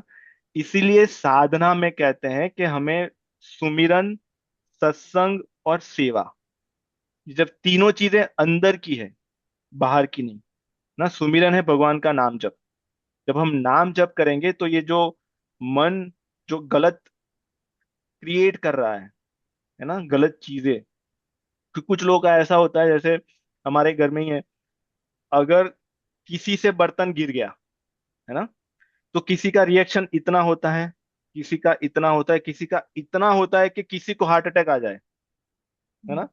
बर्तन ही गिरा है, तो ऐसा क्यों, किसी का इतना क्यों हुआ? क्योंकि उसके मन में जो उसने इमेज बनाई, उसने देखा नहीं था, उसको लगा कि अरे क्या गिर गया, अरे मेरा बच्चा तो नहीं गिर गया, है ना। उसने तुरंत सबसे वर्ड्स ही सोच लिया मन ने, इसलिए वो ज्यादा भयभीत होके इतना ज्यादा चिल्लाया कि जैसे कहीं बॉम्ब ना फूट गया हो, है ना। और किसी का कम होता है, तो ये मन जो बनाता है, उसको ठीक करने के लिए, मन को ठीक करने के लिए जब भगवान का नाम जप करते हैं तो वो ठीक होने लगता है। उसका यही साइंस है, और कोई तरीका नहीं है। कितना भी इंश्योरेंस ले ले, कितने भी सिक्योरिटी सिस्टम्स लगा ले, कितना भी कुछ कर ले, पर मन का भय नहीं जाता, है ना। ये हम सभी का अनुभव है। ये जब हम अपने आप पे काम करते हैं, साधना करते हैं, तभी ये धीरे धीरे धीरे धीरे दूर होता है। और इसको हमें कंसिस्टेंसी करना पड़ेगा, है ना। जैसे हमने एक दिन किया और फिर 2 महीने की ब्रेक ले ली, और फिर 2 दिन किया और फिर 4 महीने की ब्रेक ले ली, है ना, तो उससे नहीं आएगा। क्योंकि मन के पास इतनी सारी चीजें पड़ी हैं जो हमें इमेजनरी भय बताने के लिए, सोचिए कितनी चीजें हैं, है ना। हमारे घर में जितनी चीजें हैं सबको लेके वो हमें भय बता सकता है। हम जितने लोगों को जानते हैं सबको लेके हमें भय बता सकता है ना। कि यहाँ पे अरे क्रैक पड़ गया, अरे कुछ फाउंडेशन में तो प्रॉब्लम नहीं होगा घर में, अरे लीकेज तो नहीं आ जाएगा, अरे क्या होगा, अरे इंश्योरेंस में पता नहीं कितना कवर करेंगे। आप सोचिए, एक छोटी सी चीज से स्टार्ट हुआ था तो एक बहुत भयंकर रूप बना देगा, हमें सोने भी नहीं देगा ये, है ना। तो ये जो लोग बेचारे डिप्रेशन में चले जाते हैं, है ना, बहुत ओवर स्ट्रेस रहते हैं, आरंभ इससे होता है कि जब भय उत्पन्न होता है तो भय से चिंताएं होने लगती है। जब चिंताएं मन में बहुत घर कर जाती है ना, फिर वो कुछ ठीक तरह से सोच नहीं सकते। तो जो लोग वैसे रहते हैं, जो डिप्रेशन के शिकार बन जाते हैं, उनमें आप देखिए वो बहुत बेचारे सैड रहते हैं, उनको कुछ अच्छा नहीं लगता, है ना, कहते हैं हमारा मूड ऑफ है। मूड ऑफ क्यों है? क्योंकि वो कुछ सही तरीके से सोच ही नहीं पा रहे, क्योंकि चिंता इतनी मन में घर कर गई है। और वो कैसे जाएगी? वो इससे ही जाएगी, इससे अलावा कितने भी साइकियाट्रिस्ट की वहां पे अपॉइंटमेंट ले ले, है ना, उसके पास भी कोई मैजिक नहीं है, कोई ऐसी दवाई नहीं है जो लेने से आपका मन ठीक हो जाएगा, कुछ नहीं है ना। वो दवाई ऐसी देगी जिससे हमारा जो केमिकल जो चल रहा है अंदर, वो शांत हो जाएगा। उससे क्या होगा कि मन शांत नहीं होगा, है ना, वो आपको फोर्सफुली, जैसे ड्रग करता है मैरुआना इत्यादि, है ना, आपको फोर्सफुली ऐसे जोन में ला देगा जहां पे आपके विचार ही नहीं चल रहे हैं, या तो आप सो गए, है ना, अगर विचार ही नहीं, तो आपने उसको सॉल्व नहीं किया, उसको सरप्रेस कर दिया, उसको अच्छा। दबा दिया, है ना। तो वो उससे नहीं होगा, उसका टेम्पररी रिलीफ होगा। तो उसका परमानेंट इलाज भय का, चिंता का और संशय का, दुख का परमानेंट इलाज यही है, अध्यात्म, है ना। ये इसलिए इसको कहते हैं अध्यात्म। अध्याय का अर्थ होता है सब्जेक्ट, विषय, है ना, कहते हैं पहला अध्याय, दूसरा अध्याय, तीसरा अध्याय, है ना। तो वो सब्जेक्ट है, ये विषय है किसका? आत्म का, है ना। आत्मा कौन? हम। तो अध्यात्म हमारा विषय है। जब हम इस विषय को जानेंगे, तो फिर हमारे अंदर जितनी भी चीजें हैं, मन बुद्धि चित्त अहंकार, उसको ठीक करेंगे। जब वो ठीक हो जाएगा, तो फिर मन चंगा तो कठोते में कठोर। गंगा, है ना।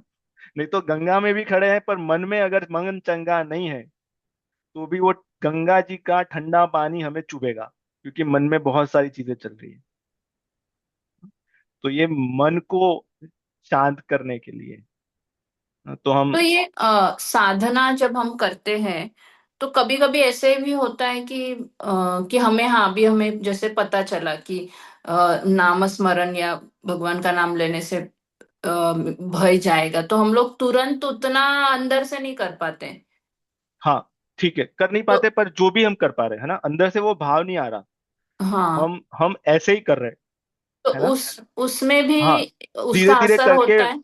हाँ, हाँ, ओके। हाँ। भाय कुभाय अनख आलसऊ, अगर हमें भाता है, नहीं भाता, है ना, आलस से कर रहे हैं, किसी ने बोला राम बोल, तो हमने कह दिया राम, है ना, भाव नहीं था, तो भी भाय कुभाय अनख आलसहू मंगल, जब दसों दिशा में हमारा वो मंगल करेगा, है ना।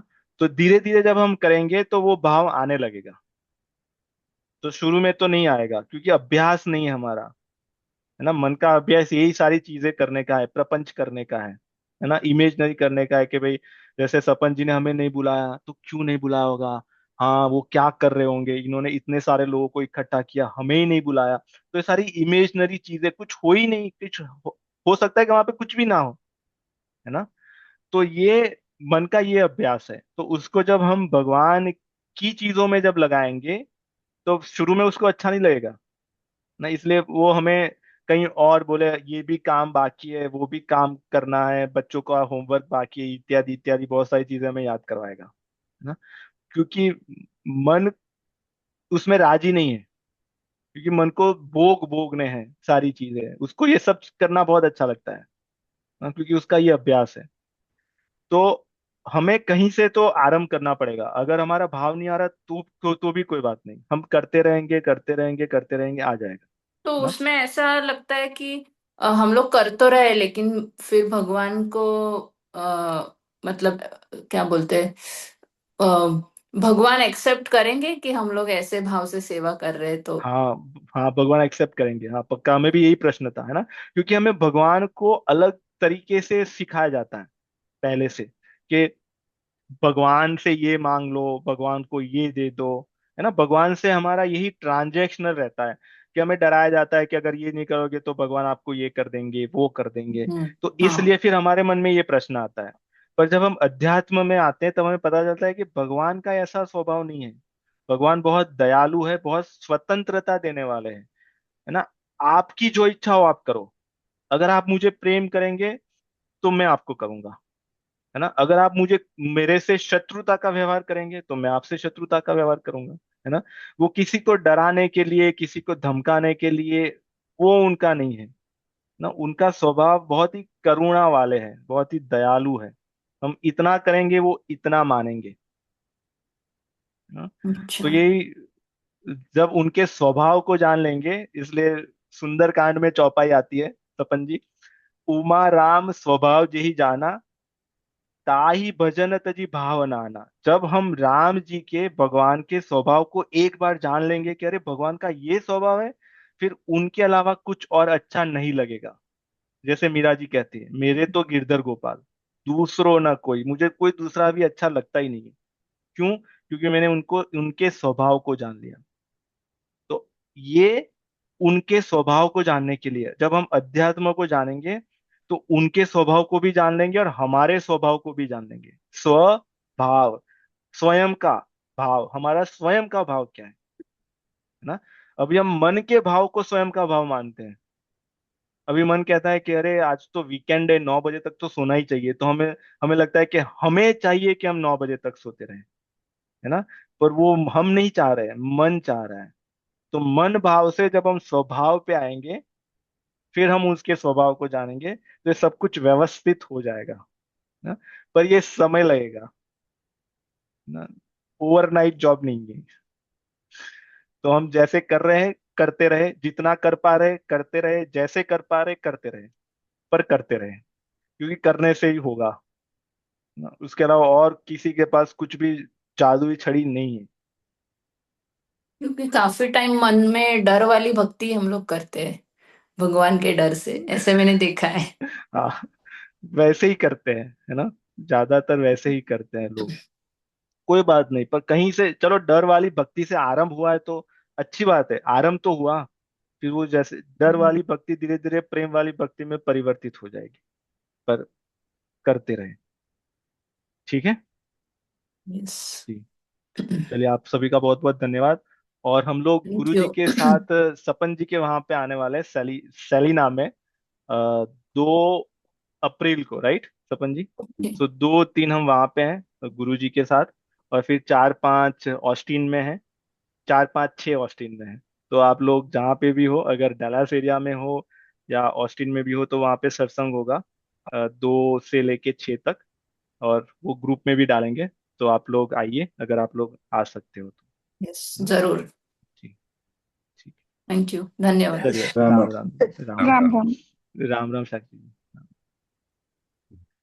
ठीक है। और जो अभी पीएसटी वाले हैं, अभी हम 2 मिनट में आरंभ करेंगे।